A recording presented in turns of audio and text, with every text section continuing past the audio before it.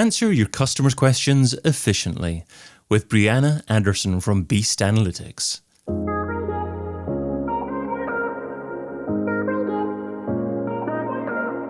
Brought to you by Majestic, I'm David Bain and this is SEO in 2022. Brianna, what's your number one SEO tip for 2022? Focusing on answering your customers' questions efficiently. Okay, so what does that mean in practice? How do you actually, decide on what the most important customer questions are to begin with? Well, that's a really good question. That's a great one to start with. So you are able to, there's a lot of different ways to figure out what questions your audience is answering, right? We use a lot of different tools to do that. But honestly, the best way to figure out what your customers' questions are is to ask them. We kind of skip this step a lot and we think that it's not totally necessary, but there are a lot of ways to crowdsource what questions are our customers really wanting answered. You can do that on social media. You can ask on Twitter. Maybe you have a Facebook group. A lot of companies now have Facebook groups where they put a lot of their top customers. And that's a great place to go in and ask, hey, what information can we give you that's actually going to be beneficial for you? And from an SEO perspective, is it important on how you actually phrase the question or phrase the way that you're writing the heading and the initial text, i.e. are you targeting keyword phrases within those answers to those questions, or is it simply about providing great UX and service to your customers? Right. I think that's something that we get caught up a lot in as SEOs is we're so focused on okay, so this is a question, but this is how Google is saying that people are looking it up. At the end of the day, our job as SEOs is to make sure that we are creating content that's good for buyers first and then the bots, right? So then we have Googlebot and, all of our other friends. And so personally, I would say whatever question they tell you and they say, hey, my question is, how do I get my microphone to work on my computer, right? Instead of going to Google and saying, okay, well, how do people look this up? Well, your customer just told you how they ask the question. So I would have a little bit of faith in the customer. Obviously, you're going to track that over time, maybe do a little A/B testing. But I always lean on, using the customer's words whenever possible, and then creating content that actually helps the customer. Again, long gone are the days where we can just say, hey, this is the keyword and these are some similar keywords. We're going to throw all of that into a blog post and hope that it's helpful. We really, really need to focus on actually answering the questions that our customers have. Now, in the past, it used to be popular for FAQ sections of websites just to be all one page, all the questions on one page and maybe just a few line answers to each question. From an SEO perspective and I guess from a usability perspective, is it better off to actually have distinct URLs, distinct pages for each answer that you're going for? I would say it kind of depends on, all of this goes back to answering questions efficiently, right? If you think it's going to be too convoluted or lost on the user if you put the answer to a question in the middle of a page, and then they're going to have to scroll to find it and it's going to get mixed up with this other information, then that question needs to have its own page. Maybe make a blog post for it and answer it using that blog post or a guide or something of that sort. I would say, FAQ pages get a little dicey, especially if they don't have a search function or anything built into them. So I tend to stay away from FAQ pages and try and build those FAQs into this pages that make the most sense for them. Okay. And are we aiming actually for these answers to be indexed by search engines? Is that the second reason for doing this, or is it just solely for users? Right. Yes, that is the secondary reason, right? We want to be indexed. And I think this is where we get into the part where we say answer customers' questions efficiently. So you have to think the goal of Google or any search engine is to get a searcher to their answer as quickly as possible and help them get on with their day, with their life. And that's what people are doing. I mean, 80% of the time we're doing that Googling on our phone because we're on the go. We're trying to figure something out quickly. And so if we answer questions efficiently, Google's going to see that. They're going to see that users come to our page, they get their answer, and they're able to move on with their day. And do you think it matters where this content resides? Does it matter, for instance, if Google takes the answer, just displays it on their SERP, and the user is satisfied and gets the answer there rather than actually visiting your website? Obviously there are pros and cons to each. I think what I'm really trying to encourage people to do is looking at the featured snippets that make the most sense, or the rich features that make the most sense for them, right? So if it's a how-to, write the how-to article, but make sure you have a video in there because people are going to be looking at the video, and that way you're still able to brand that, right? So if Google just put your video in front of people on the search engine result page, you might not have the same branding power as you would if your URL was under there or what have you, but you're able to start building that relationship with the customer, if that makes sense. Okay, great. So I'm a big fan of the book They Ask You Answer by Marcus Sheridan. And so you're smiling there, so you obviously read that or are aware of it. And he forms his whole content marketing strategy around answering questions from prospective customers as customers. He creates videos and other long-form content from doing this. Do you advocate this to be the basis potentially of your whole content marketing strategy? Oh, absolutely. Starting with that longer form piece of content, generally, I mean, this is the process that works for me and I've seen work for others, is starting with that long form piece of content, however you're comfortable creating it, whether it's a video, you and I sitting down and having a conversation, or if it's a blog post, something of that nature where you're able to just write it. So if I have this conversation with you, like we're having, you can take this video and then you can create tweets from, quotes from the video. You can make shorter clips out of it. You can turn around and make a blog post out of it. You can make quote graphics. There are so many opportunities. And remember, SEO is a piece of a puzzle and it kind of all goes together. So when you create those tweets that link to this video later on, we're still getting users to that video, whether it lives on our website or lives on YouTube.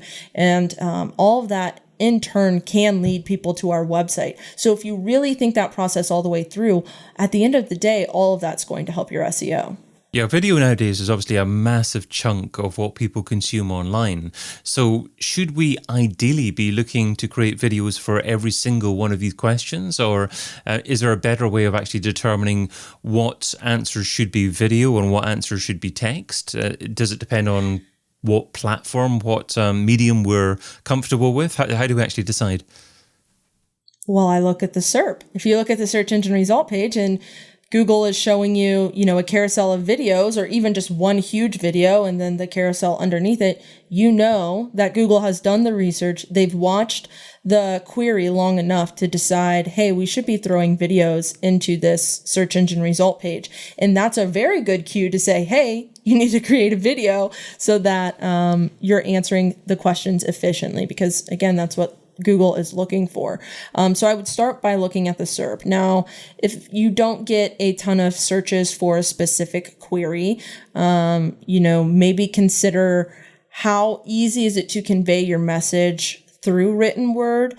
Sometimes it is easier just to show people how to do something. And again, if it's not a very mature query, like there's not a ton of people looking it up or people haven't been looking it up very long, you might just make that decision yourself and make the video and hope for the best. I mean, the worst you're going to do is just create more content that you have to distribute. That's not a bad place to be.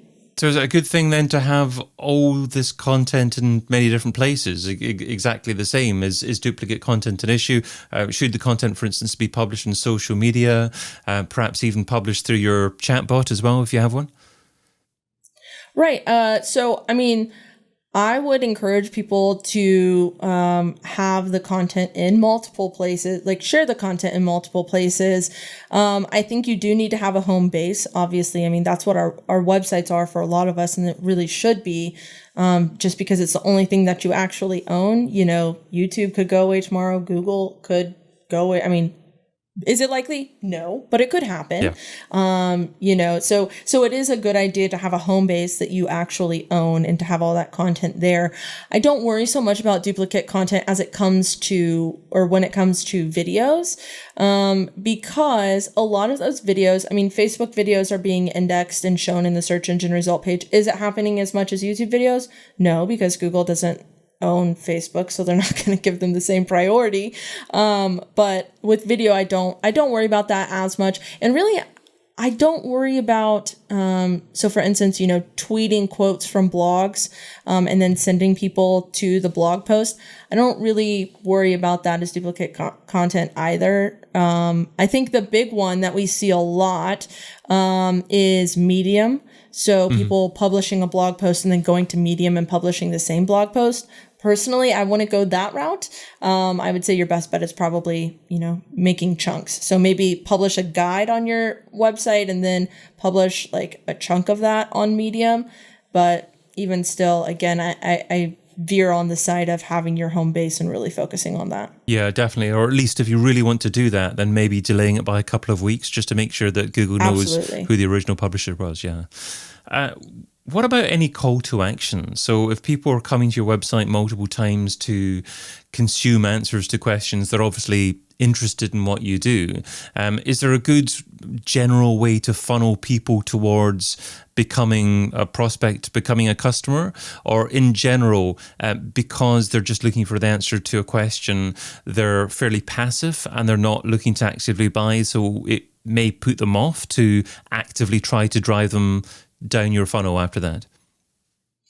Well, you referenced They Ask You Answer by Marcus Sheridan earlier, and he said, I've seen him talk multiple times, and he tells this story about how one of the first people to come into his shop after him creating all of that content visited almost 100 pages before they walked in, and then they walked in and they were ready to buy. They had all the information they needed to have, right? To make the decision. They knew exactly what they wanted and how much it was going to cost and all of that. So I think, obviously it's going to build, the idea is you want to show up as an authority and you want to build trust with your audience. So yes, the next step eventually is to try and get them closer to the funnel. I do think, one of the best ways to do this is to have the related articles underneath the original blog post. Some people even test it above the blog post. I'm not so sure how I love that, but to each their own. It's something to test. Everybody's site performs differently. But once you do that, you're kind of pushing them down the funnel with every article. Call to actions should naturally be within your article, without being salesy. They don't have to be salesy.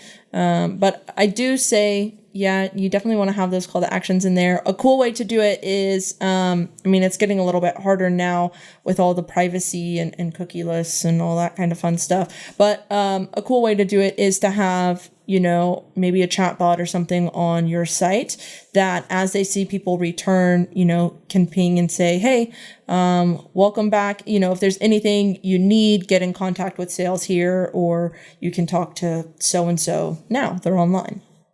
So what about if an SEO kind of wants to do this, but their boss says, why do you want to be targeting these keyword phrases when there's no volume there, or there's hardly any volume there? Shouldn't be targeting these keyword phrases that get 1,000 searches per month. Wouldn't that be a better use of your time? Well, I would say it's definitely quality over quantity, and looking at, what are the quick wins, right? So the people that are asking this question that only gets 30, 40, 50 searches a month, are they really qualified to buy? And a lot of times those longer tail keywords, we know this, those people are more interested or are closer to the buying stage than those that are just looking up a keyword that's looked up 1,000 or tens of thousands or hundreds of thousands of times a month. So I would say, you really have to look at the intent of each keyword as well. Okay, great thoughts. So you've convinced many people listening, reading that this is something that they need to do.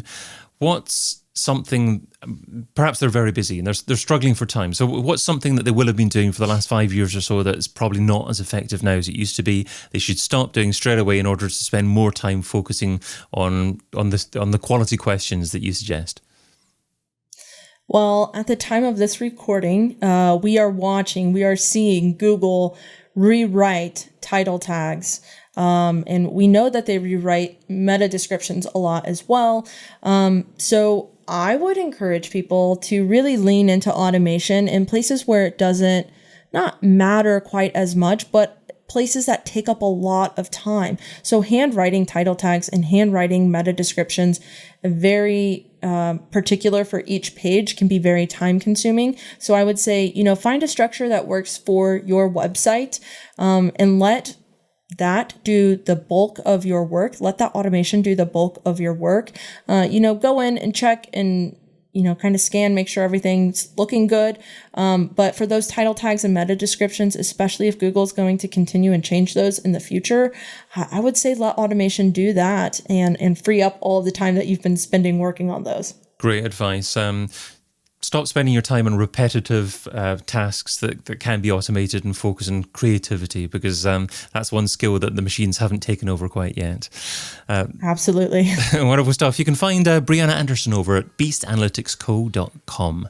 Brianna, thanks so much for being part of SEO in 2022. Thanks so much for having me. It's been a pleasure. Check out the rest of the content from SEO in 2022 over at seoin2022.com.